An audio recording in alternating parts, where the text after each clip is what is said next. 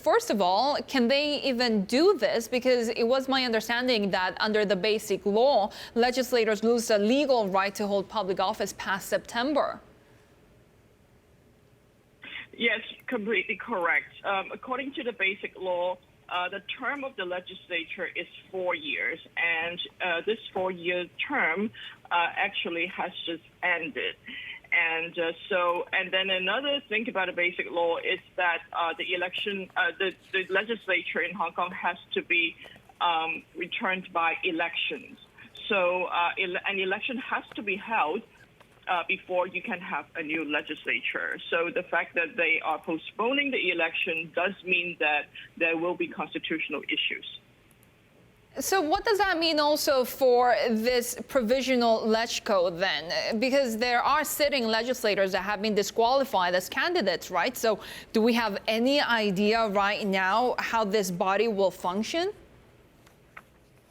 We have no idea at this point because the chief executive has just announced that it will be in the hands of the the Standing Committee of the National People's Congress, which under the one country, two systems has the final authority to interpret the Basic Law.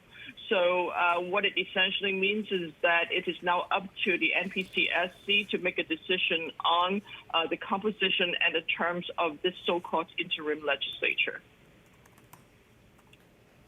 So, Professor, in the last, I guess you can now exactly the danger that these, candidates that were just disqualified earlier this week might actually be barred from, assuming office or to serve in the interim legislature.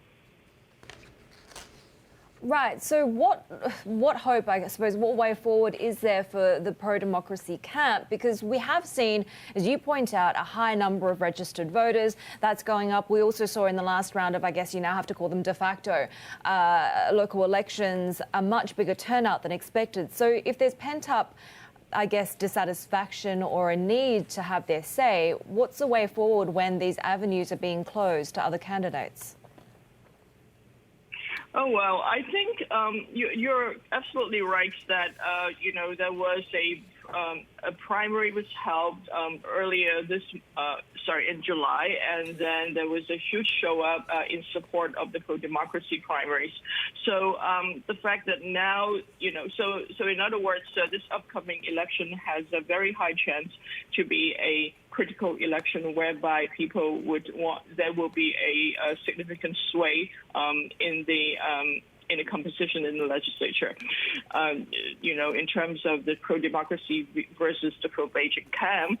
So now what it means then is that, all these public sentiments, which has been pent up over the past years in reaction to multiple key issues from the social upheaval last year to the national security law, all these public sentiments would not be able to be reflected in the coming year, and I think that that is actually a time bomb because what it means is that public dissatisfaction against the government, which is already very strong, might even get worse.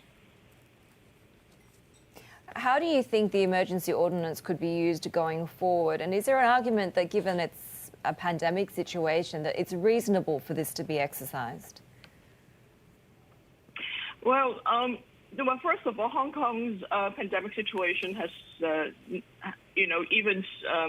way back, since late January, when we had the first outbreak, has never been as serious as it is in many other places in the world. And number two, the government has not really been able to offer scientific reason for postponing the election for 1 year. So, which everybody feels that is excessive and unnecessary. So, if it is a suggestion for a slight postponement of, say, 1 month or 2 months, then, maybe it will be more acceptable and more justifiable. I don't think the government really has the consideration of people's democratic rights in their mind as they consider this.